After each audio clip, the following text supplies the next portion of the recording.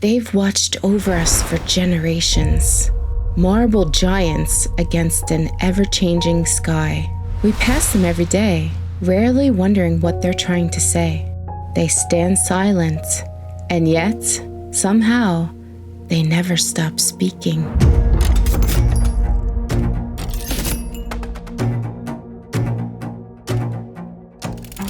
You're watching Chronicles and Curiosities, where we uncover history's lost truths. These monuments are more than stone and steel. They're the way a young nation chose to remember itself. Inside their symmetry and symbols lies a hidden code, one that reveals how America built its myths. Some of those meanings are ancient, some deliberate, and some so strange they can only be guessed at. From the granite steps of Washington, D.C., to the steel curves of St. Louis, America's memorials tell stories of glory, grief, and hope.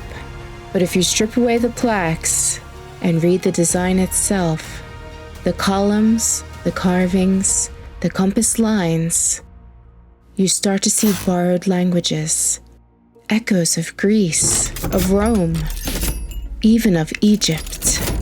It isn't just architecture.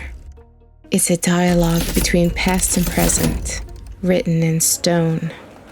If you've ever stood before a monument and wondered what it was really trying to say, you're not alone. Tonight, we'll uncover the hidden meanings etched into America's most famous landmarks, and what those symbols reveal about who we thought we were. The Lincoln Memorial rises like a temple at the edge of the reflecting pool. Tourists climb the steps in hushed awe, as if entering a sacred place. And in a way, they are.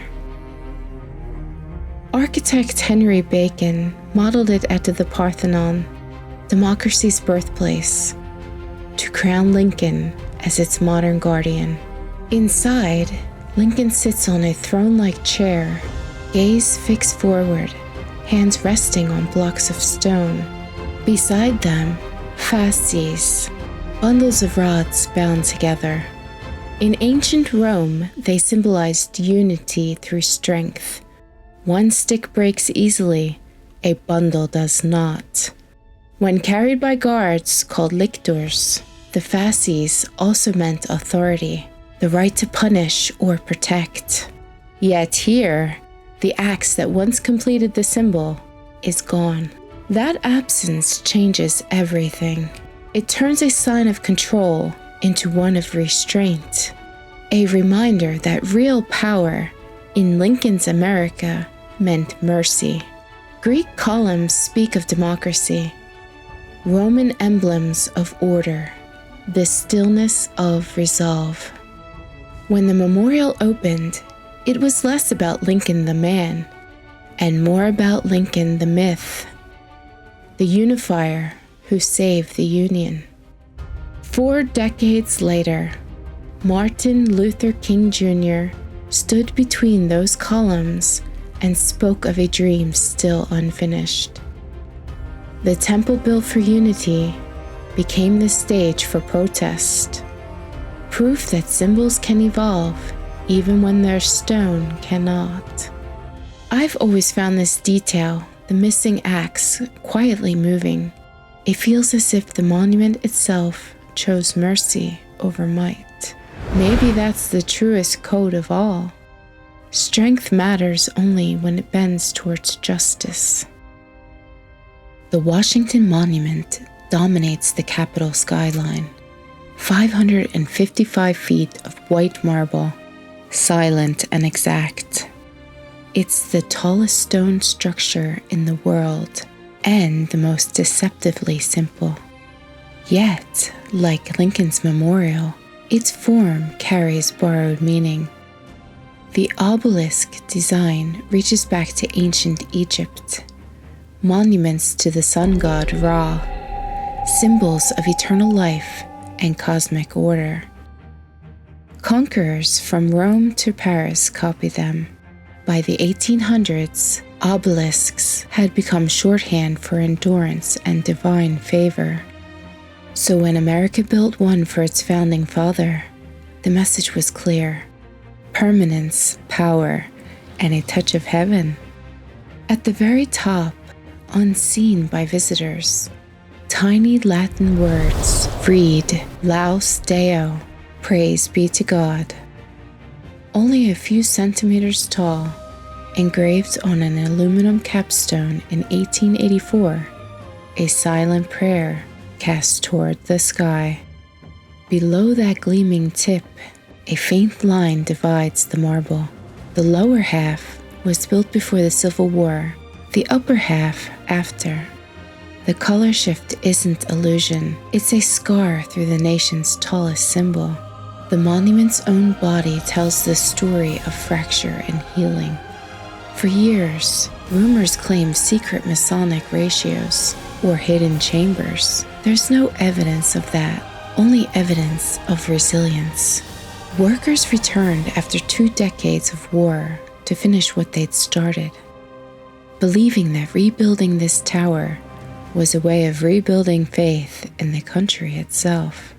Maybe Laus Deo wasn't just a plea for blessing, but a thank you that the experiment had survived it all. When you look at these monuments, do you feel pride or unease? Share your thoughts below. Head west and the story bends, literally. In St. Louis, the Gateway Arch arcs 630 feet into the sky, polished like liquid silver. Designed in the 1940s, built in the 1960s, dedicated to the pioneers who opened the West.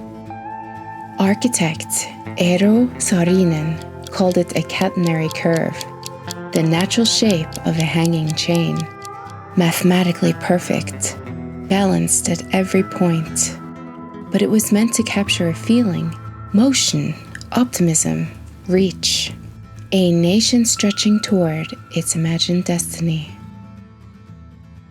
Yet that destiny had a cost.